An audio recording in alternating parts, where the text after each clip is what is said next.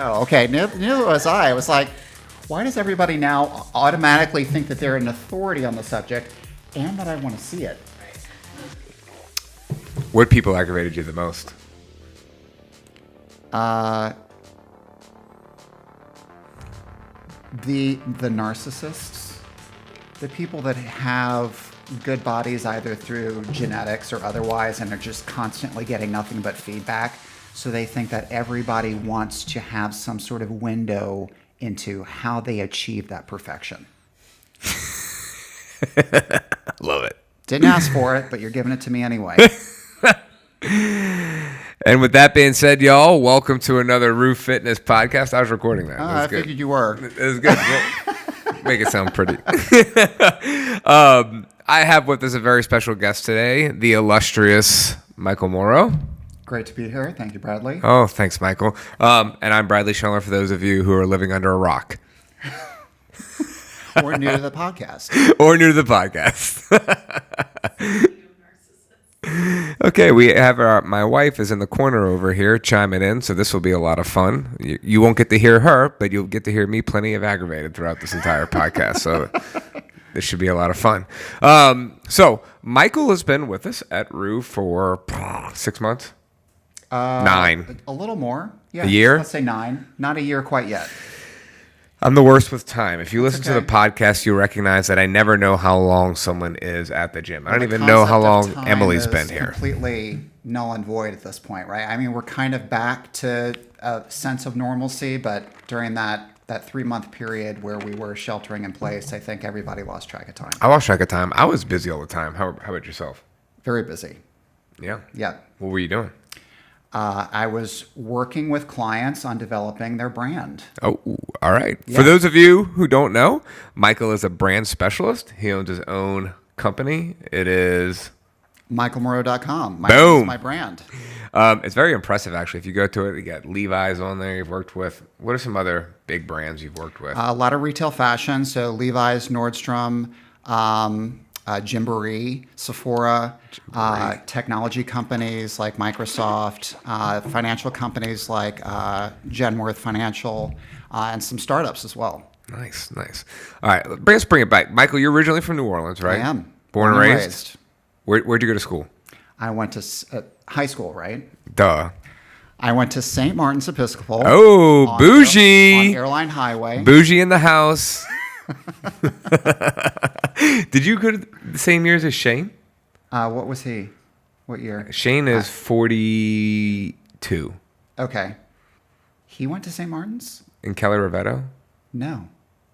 How old are you? I graduated in 94.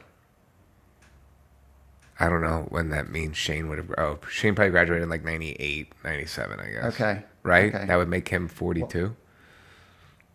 Or maybe 96. I don't know. Who knows? Okay. Well, I'm surprised you don't know each other. I'm surprised, yeah. So, Small school. What'd you do after graduating St. Martin's? I went to Tulane and I studied engineering. Bougie. Complete opposite of what I do today, but I was a math and science focused student and didn't really know what design was at the time. So we're gonna get into this. This whole podcast is gonna be about branding, personally, business wise, fitness wise. Yep. Aesthetically wise. I don't know. I made that up. But so how did you get into branding? The funny story is, so when I graduated from Tulane in engineering, there was one thing that I knew that I did not want to do, and that was practice engineering. Ooh, why? It was one of those things, and I think a lot of people run into the struggle of having the capacity to do something, but not necessarily the passion behind it. Oh, yeah. And that was kind of what I was struggling with. I had the ability to do engineering, but I didn't love it. So what I ended up doing was something completely different. I moved to Japan and I taught English. Oh, yes. Mm-hmm. Did you become semi-fluent in Japanese? I'd like to say I know enough to be dangerous. All right. Well, let's hit on that a little bit. What were some of the like really amazing things about the Japanese culture that you learned? What's really interesting is I think I could not have picked a culture that on the surface seems more different and more unique from the one that I grew up in. But the longer that I was there and the more friendships and relationships that I forged, I realized how much we had in common. Just in terms of, and I'm speaking just in terms of how we are here in the city, in New Orleans. When you say like on the surface more different, you meant like they're very closed off, or it wasn't very friendly? Or? I think that's the perception. I think because it's an island nation, there's not as much, we live in such a melting pot of cultures and experiences. And for them, it's a little bit more unusual for them to interact with people who come from a different way of life or maybe a different line of thinking. Especially when I was living in the country, I was living in a village of 500 people. Oh, wow. And it was an environment where they had not only not lived with a foreigner before, they had not seen one in real life. So I was faced with having to debunk a lot of stereotypes. So you were basically the first American they had seen. I was the first white person that they had seen in real life. All right, geez. Yeah. Which initially I thought was going to be amazing. And then it turned out to be a challenging experience. I had a great time there. But it was one of those things where you're faced with having to have conversations with people about what they've seen in film and TV and what their perception of what you might be, and reconcile that with what you really are. How did that make life difficult on a daily basis? There was no filter, strangely enough, in terms of the type of questions that they would ask or the type of assumptions that they would make. So I was teaching in a junior high school, and one of the kids came up to me one day and he said, so Michael, where's your gun?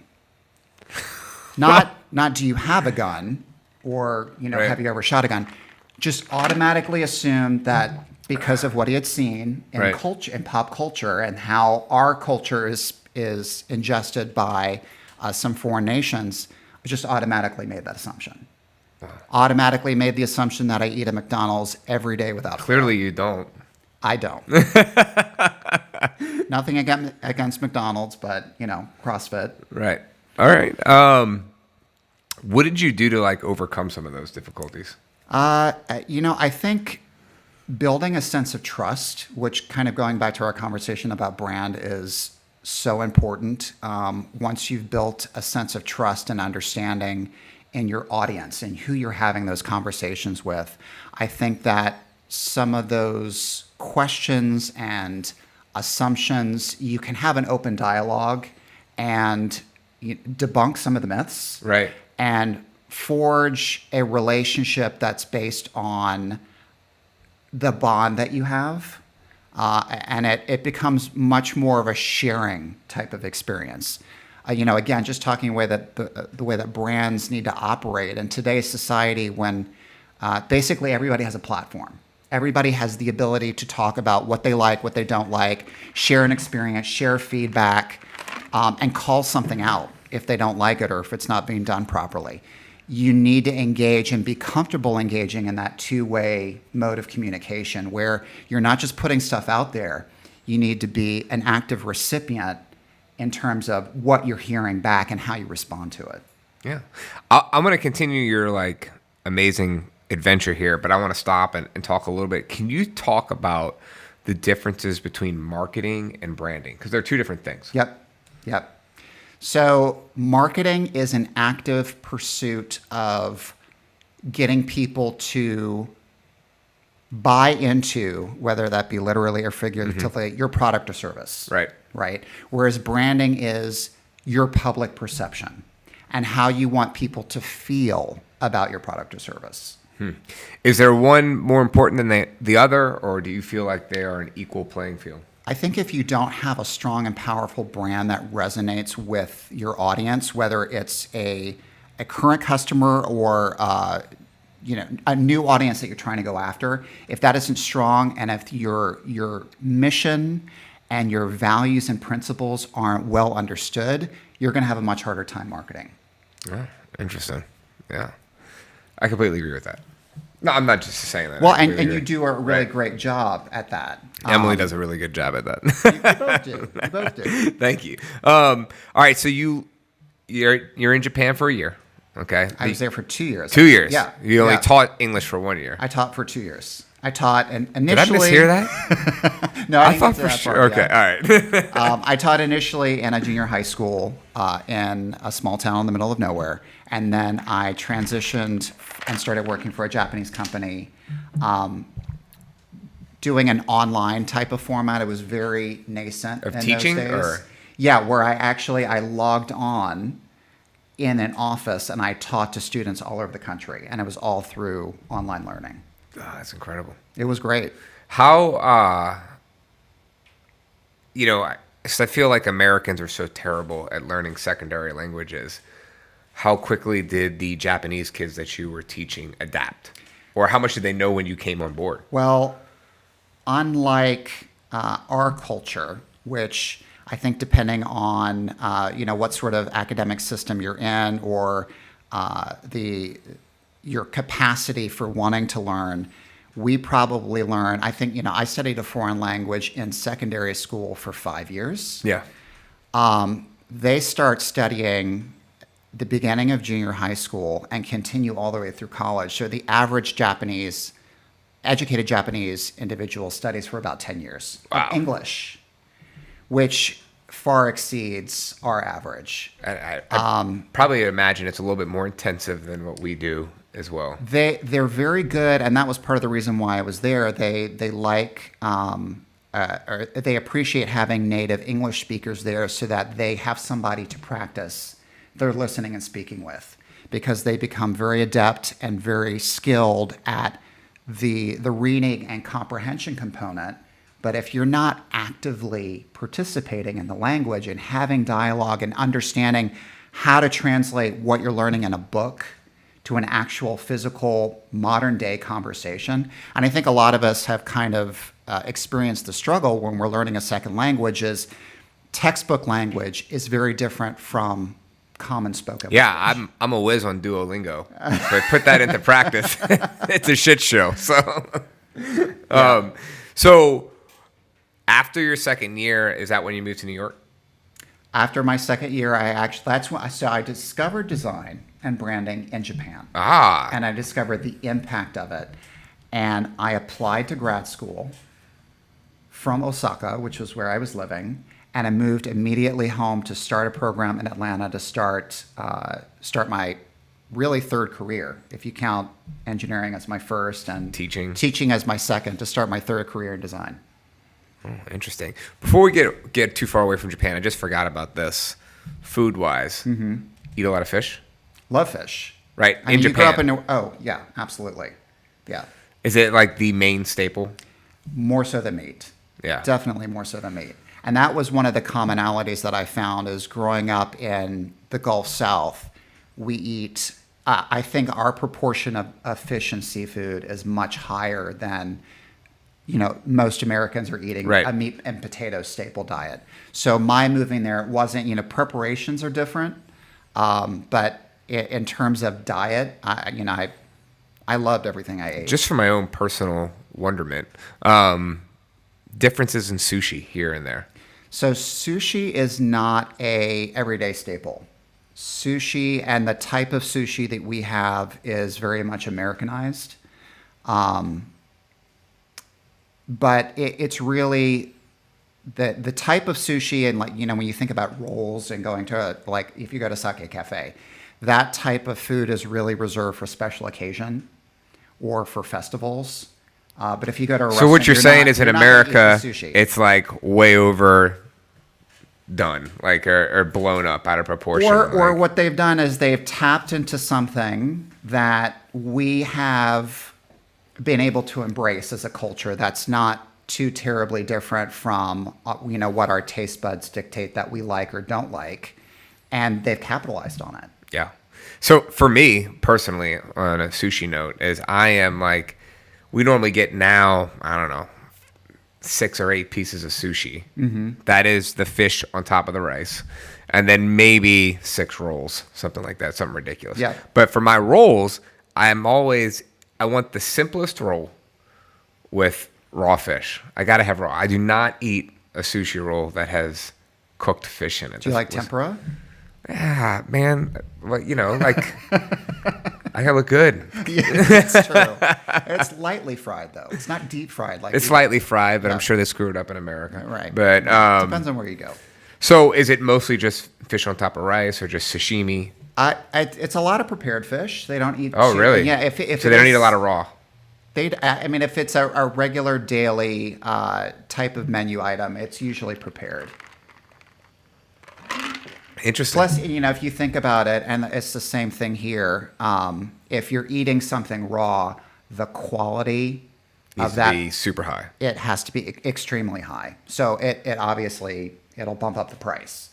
If you're eating something on a daily basis, it's probably not going to be sashimi quality. So you're going to prepare it a different way. I'm going to give a shout out right now to Daiwa Sushi on Vets and on the West Bank. They are not a sponsor of this podcast, but I do love their sushi so much that I want to give them a shout out. They have the best raw fish, right, Em? Our producer, Emily, over there, she also said that the raw fish is the best there. No, they bring out an iPad and they're like, this just got flown in today from Japan. Oh, nice. I'm like, boom. That's great. But you got to be careful with that because your bill is just skyrocketing when you're picking off the iPad. True. Very true. When you pick off the menu, it's a little bit easier. But, so what exactly in Japan inspired you to get into design? So I think, as a very young, recent college grad who was still very much in the mode of absorbing and trying to learn everything about myself and understand what the next stage of my life, where the next stage of my life was going to take me. Every single daily experience there was an eye-opening one. And I think I became that much more, especially when you're in a foreign country where nothing is in your native language, I became so much more in tune in terms of how I was communicated to as a consumer. And I think a lot of design students and design professionals would agree that Japan in particular, over several decades, has been a source of great inspiration. And I think I picked up on understanding that what I was seeing over there was very different from what I had perceived as a consumer here, and started naturally becoming more and more invested in finding out everything that was about, and also realizing that there was a profession and there was a line of work that caters to this and that helps companies not just craft a visual, that's going to draw you in, but craft a story, right? Because it's really about buying into that story and understanding how you can relate to it and realizing that they're on the same page as you, and that's really why you become a brand advocate. Or a brand follower, because you realize, wow, this brand really gets me. Yeah. They're about what I'm about. So, that to me that was sort of the domino effect. Right. So you go back to Atlanta, starting school. That takes 3 years? 4? Yeah, it took 2.5 years. 2.5 years, because Michael is super smart. Hence, he went to St. Martin's over there off of Airline. Shout out. Shout out. They're not a sponsor of the podcast. But so from there, what happens?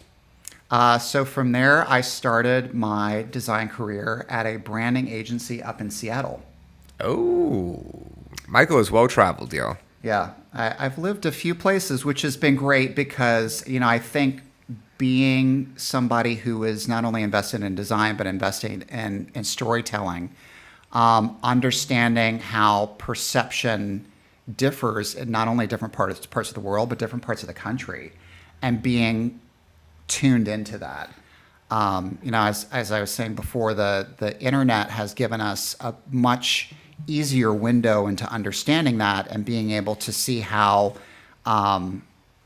people are contributing to the story in their own way. But in the late 90s, early 2000s, when I was just starting out, we didn't have as much of that interaction with our consumer that we do today. That's interesting. Also, I can tell that you have a bias in coastal cities. I love being on the water. Have to be on the water. Atlanta was the only landlocked city I lived in. It is. I always forget because Yeah. it's landlocked. Yeah. Yeah. Emily, what is it? 2 hours from the coast? 3? Oh, awesome. My wife's from Georgia. She can't tell you how far Atlanta is from the water. A few hours. Yeah, Say a few hours. That's I think it's a few hours. So in Seattle, that's when you had your first design job. Yes. What company did you work for? I work for an international branding agency called Fitch. Not to be confused with the clothing company. I didn't even know there was. Abercrombie and Fitch. Duh. Abercrombie and Fitch. Come on. Which AMA's gonna kill me. Used to, in the 90s, 2000s, that was the brand of beat. There, retail. I remember growing up and walking into the Abercrombie Fitch store, and I thought it was the coolest thing, but mostly because of the vibe. Mm-hmm. Right? The lights were dark. It had some cool music in it. It had a certain smell to it. Right. They pump their own fragrance through the air vents. Yeah. So everything was so, again, from a branding perspective. Right. And you're hitting on a very important point. They were selling, on the surface, they were selling clothes and accessories. But what they were really selling was an experience. Absolutely. And a lifestyle. And you wanted to be a part of that group. It made it way into a song. What was it, Bare Naked Lady song? Was it? Abercrombie and Fitch, I take it if I had one wish. Yeah, you remember that song? I don't know that song. Since the summer, yeah, that's it. Okay. Anyway, we'll post the song in the show links, show notes. We don't own the rights. We don't own the rights, and they are not a sponsor of the show. But so from there, that's when you moved to New York. No, from there. Oh my goodness. San Francisco. Yep. Yeah, I don't know anything about you. This was going to be a long podcast. Holy cow! I have a few more steps to go. All right, so you're in San Francisco, and I like though here. Follow along, y'all, because in each city we're talking a little bit more about branding and learning about it. So in San Francisco, you're still in branding. Yep. San Francisco is when I started to work with a few different industries. So I started out my career working with Fitch is a branding agency that specializes in retail experiences, whether they be traditional branding, and what I mean by that is as kind of the visual and verbal exercise, to the environmental experience, kind of hinting on what you were talking about. What does the full 360-degree view look like? Not only online, but when you enter a store. I don't want to put you on the spot, but I'm going to put you on the spot. Do it. What is a company, a company that does really well, that everyone knows of in that environmental experience, okay? And then a company that does really poorly that also everyone knows about. Well, I'm actually going to turn the question on you. Okay. Who do you, aside from Abercrombie and Fitch, right, who obviously was a huge influence early on, who do you feel like you get a consistent and equitable experience from each and every time you interact with them, whether it's online or in the physical realm? Oh. What do you got? Trader Joe's. Trader Joe's. Okay, that's interesting. Everybody loves Trader Joe's. I just go similar. I think Whole Foods. Yeah, that's definitely experience. And it's so funny that I remember Emily and I have talked about this before. When we were in college, we used to go on a date to Whole Foods. We couldn't buy any groceries because we couldn't afford it.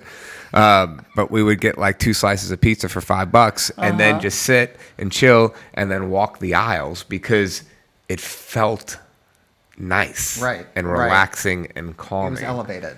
It was elevated. Yeah, that is correct. So would you say that Whole Foods was instrumental in bringing you guys together? Emily's shaking her head. Yes. Whole Foods. I thought it was Emily's. That's a new angle. Yeah. Romance at Whole Foods. Romance at Whole Foods. Yeah, that's for sure. I love that. Yeah. But see, I mean, what I think the takeaway here is that you both had such a strong and positive affiliation with that company. Oh, I love it. That's true. I don't exclusively shop there, but I do most of my grocery shopping at Whole Foods. And so what would you say differentiates, how does Whole Foods differentiate itself in terms of experience compared to other grocery stores? I'll start with the lighting. The lighting for sure. I like that the workers wear their own clothes. Right. As Feels a little bit more friendly. it feels friendlier. It feels very clean, regardless of if it is or not. I have no idea, but it feels very clean. And at first, I used to hate how they change things up so often, but I do like it. I like how it's kind of stayed fresh. Right. Right. So that's my thoughts on that. And what do you think about them venturing into more of a holistic online experience with Amazon? I hate and it. that purchase. So I hate you don't it. like the affiliation with Amazon. I hate the affiliation with Amazon. I hate the fact that when Whole Foods, if you're listening, I'm gonna vent right now. I've been waiting for this moment to vent about this. It's something I've been thinking about for a long time. I hate that because essentially we have people now, and it's provided jobs. Okay, we have Amazon shoppers in there. People are shopping for other people, but they're like robots, just going to aisles and grabbing, looking at their list, scanning stuff, and it's taken away that magical experience that maybe I felt every time I went to a Whole Foods. Now it's just packed with robots, essentially grabbing groceries for other people. There's these giant carts and stuff. And come to think about it, now you got the fridges all up front that are packed with other people's groceries in there. And then you got the Amazon machines when you walk in the door. And quite frankly, it's not as nice of experience anymore. And it doesn't seem as elevated. So there you go. How about that? F. So it's not as personal. No, it's not as personal. It's not as nice. And I mean, they have lowered the prices on some things, but some stuff I still pay a lot of money for. And I'm pissed off about it right now. So I actually think this brings up an interesting point because as companies grow and start to adapt to a new audience and a new expectation level in terms of how we interact with them, how do they ensure that they don't lose that personal connection and lose the thing that made them special in the first place? Yeah, so that's an interesting point. If I was going to talk about Roux here for a second. Yep, good segue. Yeah, because as we grow, okay, and we get more people, obviously it's really hard for Emily and I to be in touch with everyone all the time and know everyone's stuff. And quite honestly, I started a business and want to grow a business and be successful in a business so that one day Emily and I can go take a 3-month vacation or every summer live somewhere else around the world and not have to do daily tasks. Right. Okay. And that's answer, a text message about the WAD or something like that. So what we're doing, is trying to have other people develop those relationships as well. So there's many of us that have all of those relationships, and it's not just me, it's not just Emily. Well, and that's the key to strong and effective leadership is that you're not doing everything. You can't possibly do everything, especially, I mean, in general, but especially if you're looking to grow. But what you do as an effective leader is you instill the same values and principles and the same appreciation around how you want to run your business and how you interact with your customer in everybody that you work with. Yeah. So that it doesn't have to be that interaction with you. As long as if they're engaging with anybody at this company, they're still having the same experience. They're still having the same takeaway. Yeah, I personally think Chelsea and Sarah do a tremendous job at that. Without question. Chelsea signed me up. There you go. She did. All of our coaches do a good job. So that is true. Here it comes. I'm going to get a text message about how I didn't talk about how a coach did a good enough job on it. That's not Chelsea and Sarah. So shout out to Peter too. And Julio. But what do you think about the relationship with Whole Foods and Amazon? It makes sense in terms of them branching into, because Whole Foods did not really have an online presence. There's a fly in here now. There is. He's on your computer now. Okay. So I think that what the acquisition offered Whole Foods was tapping into infrastructure, operations, online platform that they didn't really have. And it afforded them the ability to grow in ways that would not have been possible on their own as quickly as they've been able to manifest it. So I think that in terms of the way that they're looking to grow the business and the way that they're looking to solidify their position as a true leader in the industry, I think it was the right move. What I think they need to be cognizant of, and everybody needs to be cognizant of as they grow, is to not lose touch with that grassroots, personal, customer service focus position that really allowed them to get where they are in the first place. Yeah, absolutely. I mean, I think that brings us to what we were talking about before we started recording, which was during COVID, or maybe it started before COVID, but and Emily and I were talking about this as like, oh, we need to develop our online platforms, and go there, right? That's where we're headed. We started talking about how everyone with a camera started posting online videos and thought they were an expert on working out. But I think actually what the quarantine taught us is that personal connection is still key. 100%. I mean, and that's the reason why social media was invented in the first place, right? It's meant to bring us closer together. Yet it has just divided us. In a lot of ways, which is unfortunate. I will say, and I don't remember who I said this to after we were a couple of weeks. Actually, it was a really good friend of mine who's out on the West Coast. What social media and the technology that we have today that allows for this type of interaction has really made the shelter in place and the quarantine that much easier. Absolutely. Can you imagine if we couldn't do going video through calls? This would have been like in the 90s when this didn't exist. Yeah, it would have been pretty bad. So, I mean, as difficult and a challenging time as it was and still is for many parts of the country, at least we have this as the ability to keep us together and to make sure that those relationships are intact. It's just a matter of how we use it. Right.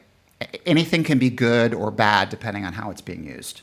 Yeah. So speaking of which, I was talking to you about this before, is how are people right now like ruining their personal brand? And so, and what I mean by that is I used to do some mentoring of some college freshmen at Loyola business students. Yep. And one thing that I would always talk to them about is what you post on social media will affect you in the future, good or bad, whether or not you may get a job or not get a job. Right. And so you need to be cognizant of that and thinking about that every single time. I think a lot of people think they're bulletproof. I think they think employers don't look at social media. Right. They do, right? 100%. They will dig it up and they will find it. And it affects your status, either as a current employee or as a future employee. I mean, what are your thoughts on that?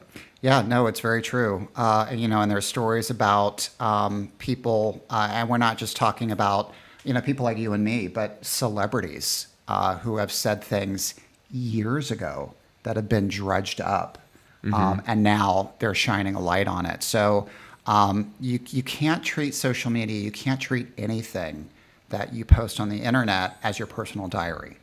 Right. It is part of the public realm and forever will be. Right.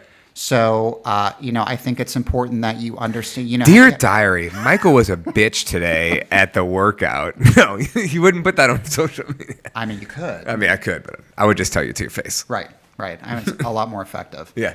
No, but it's true. And the other aspect of that is I think there's this perception that when you post something online, you're doing it with a sort of a perceived guise of safety, and people have this. They're not as concerned, or they don't feel as inhibited by saying something online the same way that they would in person.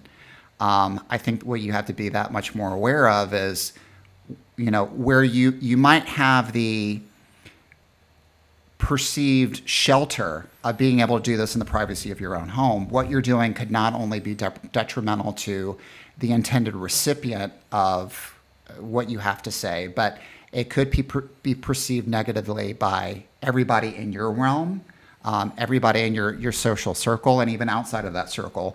And that the negative attention is going to do nothing but come back to you. Yeah. Because you're the one who's putting that out there. And I think that's why you see a lot of companies firing people due to their personal Facebook walls or Twitter accounts or whatever, because I don't think people realize this. And as a business owner, I can tell you is that if an employee posts something outrageous on social media, it's a reflection upon the company that he or she works for, 100%. Which can then hurt us as a business owner. Yep. So when you have to make that decision, that person or the business wins because the business supports your family.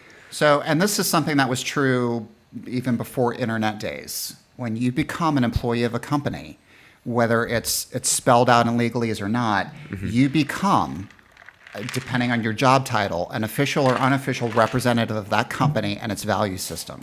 And if you put something out there that disagrees with that value system, you're not just harming yourself, you're harming the company. And you have that personal responsibility to represent the company in the best light possible. You need to be that brand steward. And that goes back to people thinking that their Facebook wall is their own personal thing. It is not. It is a public forum. Yep. And so it must be treated that way. You wouldn't go stand in the lunchroom at your company office and spew those similar musings without a negative effect, possibly. Yeah, understanding that there are going to be repercussions and ripple effects from anything that you do, especially if it affects the company as a whole. Yeah. So San Francisco, you're learning environmental branding. Yep.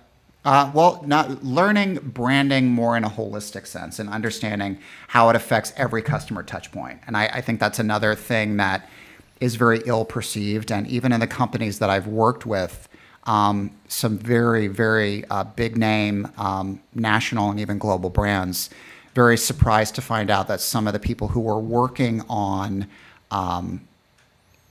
branding for these companies think, all I need to do, and I've heard this directly, all I need to do is put the logo on this material or this marketing piece or this promotional item, and it's branded.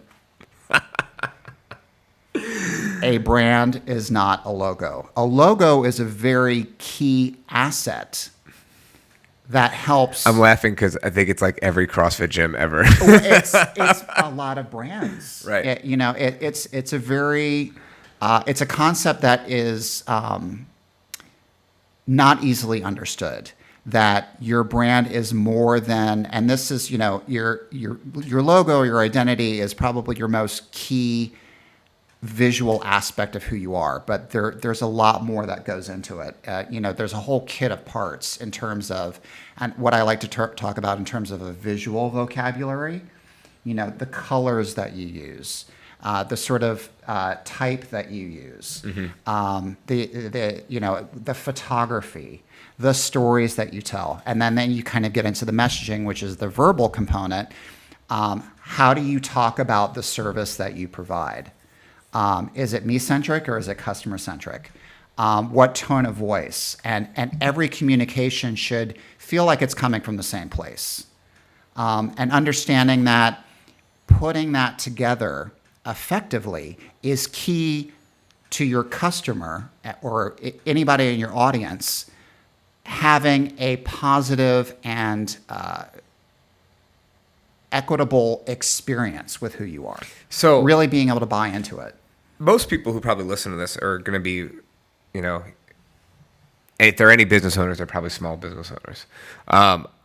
How important is that entire holistic approach when it comes to branding? So for example, like I thought about this while we were talking about this, is that probably the fonts that we use in our emails between Chelsea, Sarah, Emily, and I probably are all different. The bolds are different, what's italicized, whether I use navy or they use black, I use navy. But does that matter that much with a small business? I think. I mean, I imagine you should strive for it, but So there are going to be different levels of perception in terms of who you're talking to. Some people may never have noticed it, and some people may notice it but immediately dismiss it. I think the core aspect of how you talk about yourself always has to be consistent. And you always have to make sure that, and what I like to talk about in terms of how a company should think about its mode of communication, bring it back to a brand persona. And a brand persona really consists of, if you were to think about your company, if you were to think about Roux as a person, what sort of qualities would that person really, what would you take away from who they are? And if you think about, and that's really taking yourself out of the equation, because if you're writing up these emails, you're probably thinking about this as Bradley, the owner of CrossFit, writing these emails. Not but Roux. if you think about it as, I'm speaking on behalf of Roux, right? What sort of qualities do I need to make sure come through each and every time? And am I staying true to that brand language, right? And I'm just making these up. You want your audience to feel considered. You want them to feel like fitness is a focus. You want them to feel like they're a part of a community.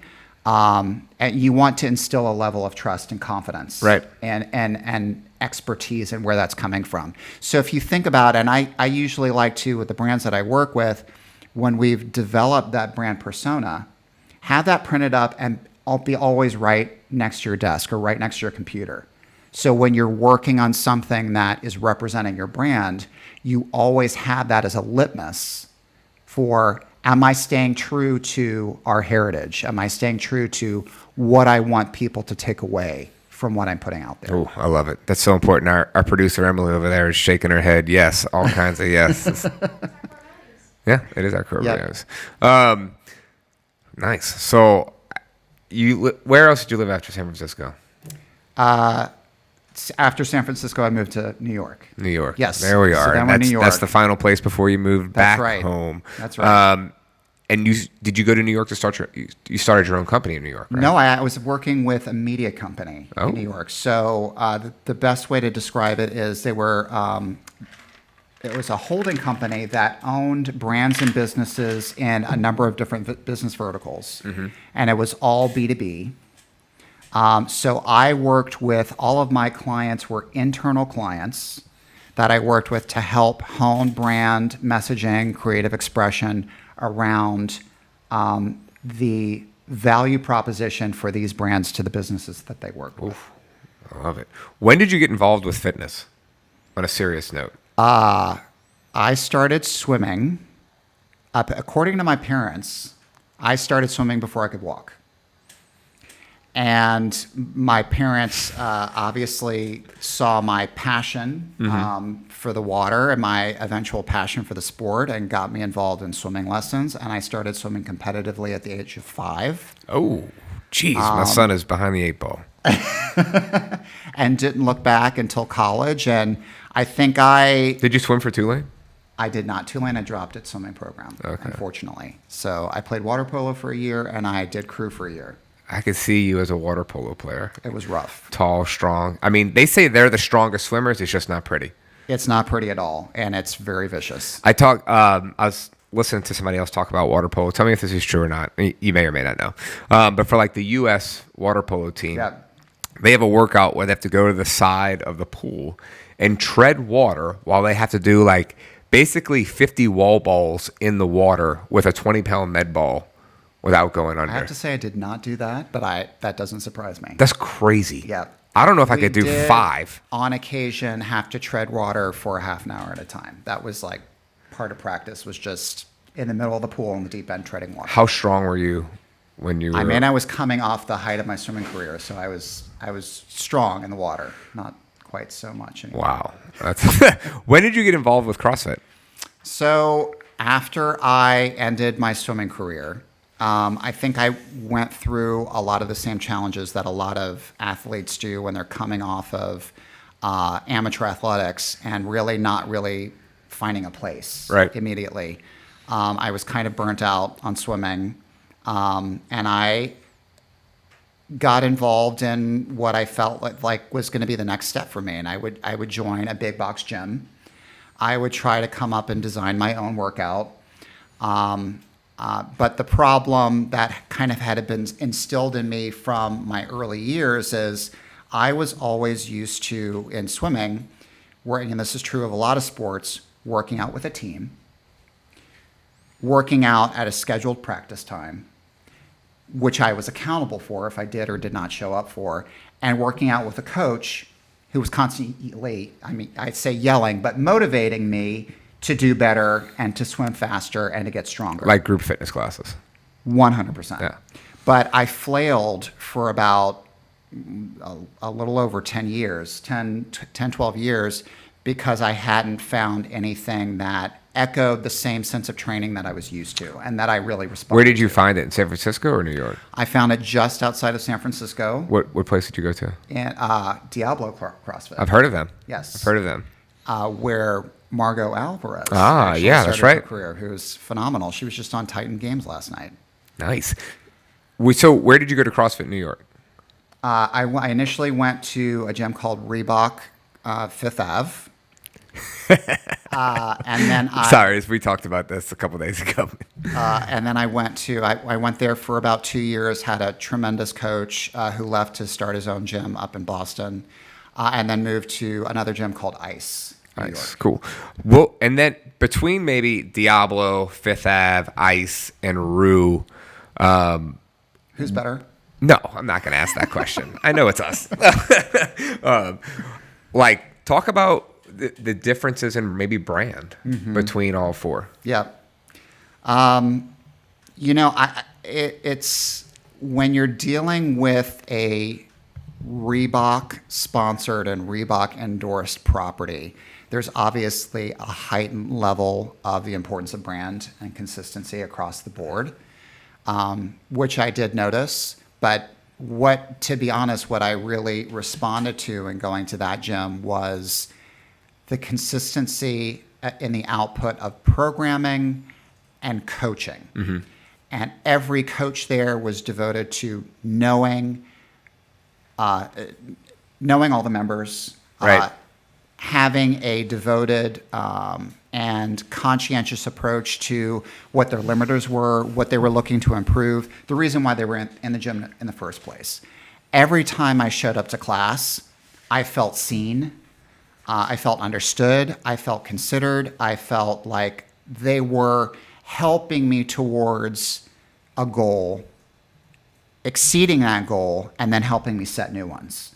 So there was always something that I felt like I needed to come into the gym and prove to myself, which made the experience more fun. Yeah. It wasn't the routine of, I feel like I should work out, or I'm going to the gym, or I'm going to the beach in a couple months, I need to look great. All right. It was the sense of community and the sense of ownership around my fitness destiny that they empowered in me that made it feel like that was the only place for me. Nice. What about the other two? My first experience was instrumental because it was my first introduction to CrossFit. I actually was introduced to CrossFit because one of my coworkers was doing it. And she had known I was a former competitive athlete and kind of struggled with my fitness. I was actually, at that time, I was in the worst shape of my adult life. And she encouraged me to come. She's like, I'm going to work out right after work today. Why don't you come and just sit in and watch? So I thought, yeah, sure. What do I have to lose? Within the first 10 minutes of watching the workout, I was like, yeah, I'm in. Nice. This is it. This is what I've been looking for. And it was kind of like design. Right. Where I had been searching for a number of years for something that felt like me, that really brought out my passion. I just didn't know where to look for it. And this is one of those things where the introduction and seeing and understanding what CrossFit was about, the tenets and the sense of community, which is so key. It's so key. I bought in right away. Moving past CrossFit a little bit, you've done a lot of work with big brands in the past. Are you able to work with small businesses in any capacity? Oh, absolutely. What do you think are maybe like 2 or 3 things that a lot of small businesses do in terms of mistakes they make when it comes to branding? I'll say one of the biggest things, or not necessarily a trend, but maybe one of the biggest ways that I've noticed American companies handle branding and how that spills into marketing is the conversation usually starts with and this is the brand speaking. Let me tell you about me. Let me tell you about what I'm all about. Let me tell you about why I'm so great. Nobody, and it's I like don't a care, me monster at a bar. 100% is. Nobody, and I'm talking about whether you're hearing from a brand or you're talking to your best friend. Nobody wants the conversation to be 100% focused about you and what you do. Mm-hmm. There needs to be some understanding, and this is especially critical of brands. Who am I? If I'm the brand, who am I talking to? What are you interested in? What resonates with you? What is a problem or a challenge that you're faced with that I could potentially help solve for you? Right. And it's about turning the conversation, because everybody wants to feel heard, right? It's about turning the conversation and showing that, and it's kind of the soft sell approach, showing that you have a vested interest in the people that you're talking to. You want to help them achieve great things, which is kind of what CrossFit is all about. And you're here to help them do that. I love it. Story brand. Yeah. By Donald Miller. Have you read that book? No, I haven't. Yeah. Our producer's throwing out a couple books out over here. Suggested reading. Suggested reading. What was it, Em? Story Brand by Donald Miller. Story Brand by Donald Miller. Check it out. Our producer says. What's like a couple things, or just one thing, like maybe a tip that we can give our listeners to if they own a business or they're in charge of branding for a company they work for or whatever, that would help elevate them some that they could do right now. Yeah, I'm just going to further echo what we were just talking about, but I think one of the most important things is be an active listener. And that's especially important today. I think as we're seeing that there are, not just at the brand level, but even at the personal level, there are repercussions for things that you say and do and that you are held accountable for. But if you are an active listener and you understand what your customer is looking for and what they expect from you, and you're not afraid to have that open, honest dialogue with them about, and maybe you made a mistake. Maybe you did something that didn't resonate well, but being open and honest and owning up to it and saying this is an opportunity for us to do better. We're hearing you and we want to move forward with that partnership intact. I think that's key. Yeah, I love it. Everybody makes mistakes. You'll do best if you own up to it. I love it. Awesome. So you are still taking clients, right? I am. Yeah. Where, if you're in need of branding help or anything surrounding that, where could they find your services? michaelmoreau.com. And that's the best way to get in touch with me. We'll link it in the show notes, but it's... My email is michael@michaelmoreau.com. Nice. And that's Moreau. Right. For y'all. And Michael is spelled how you would spell Michael. Hopefully. Instagram handle or anything? I'm not on Instagram. Ah, nice. All right. Well, I had a great time talking with you today, Yeah, Michael. same. I think we gave a lot of tips to some business owners out there, as well as some maybe employees in some high key positions with their companies. Make sure to rate, review, and subscribe to us. That is a worded review, something very nice and glowy about Michael and I. 5-star ratings only, obviously. But hit that subscribe button. We appreciate it, y'all. Thanks for listening. Talk soon. Bye.